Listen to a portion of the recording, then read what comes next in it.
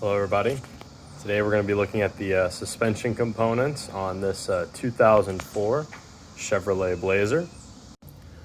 Alright, and as for the frame type for this vehicle, we have a ladder style. So as you can see, it does cross right there in the middle, as you can see, and it crosses over to the other side of the vehicle. It's got a squared off frame, so not a tube style or a C style. We have a fully boxed in. The holes in there are used for draining, and I'm guessing during the casting process too, probably helped with hooking points and whatnot. But it's a pretty solid frame, and it does a good job. Yes, and there's a nice oil leak right there. Just saw it drip. Very nice. So first up, real quick, we're going to do a little bit on the front suspension, just because it's first up here and last thing we were talking about. So up here you can see that I have a upper control arm and A style arm. It has eccentric bolts on the sides to adjust for the camber and caster on both sides, as you see right there. See that right there?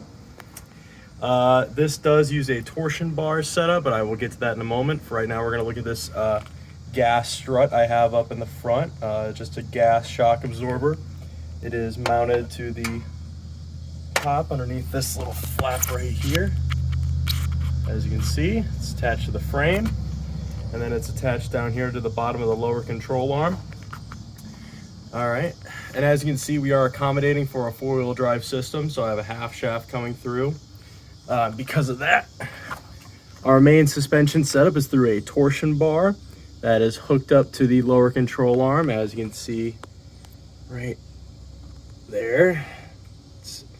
It's shoved in there, and then down at the back there's a bolt that you can adjust to change your ride height. It won't change anything with the spring rate or anything, but you can change your ride height. Because these two components, the shock absorber and the front torsion arm, are attached to the lower control arm, that would make this lower ball joint the load carrying and the top the following.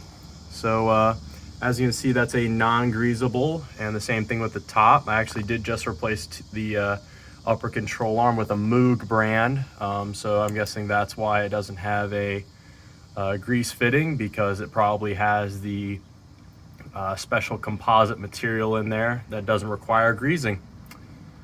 Other than that, this control arm, this stabilizer bar is hooked up to the lower control arm right next to the strut. It's hooked in with a long shaft bolt and 4 bushings, so that's what allows my vehicle to not have so much body roll all the time. Alrighty, moving right along to the rear end of the vehicle. As you can see, got a nice big diff back here. It's a straight axle, so no independent rear suspension here, but that's okay. I have a mighty leaf spring in the back on both sides, holding up the vehicle's weight. It's attached to the rear with a shackle and a bushing up top, and then to the front it is solid mounted with a bushing, so it makes it nice and not squeaky. If you can see right there, there's a bump stop. I don't want to be hitting that too often.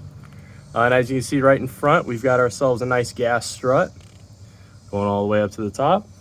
On some vehicles, on the rear ends, they usually on trucks, they put the gas struts on different sides, but on this vehicle, they're both pointing towards the rear. As you can see, on the passenger side is also pointed up to the rear, and just like this one where it's mounted to the top. And right in front of us too, you can see that the rear end has a stabilizer bar going across the differential, which is where it is mounted to, with some bushings and some bolts.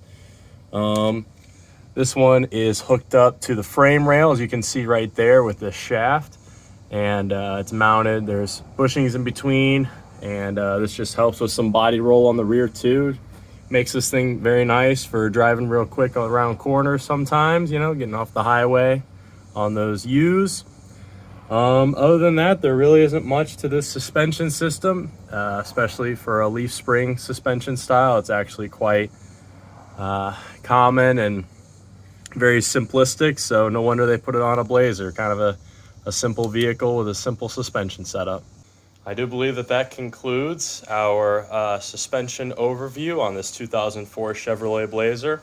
Within the 15 minutes I was out here filming this, I managed to sweat about 5 pounds off of my body. It's a brutal Sunday, very hot, very humid. Glorious day to go over suspension components and see what the hell's broke. Have a good day.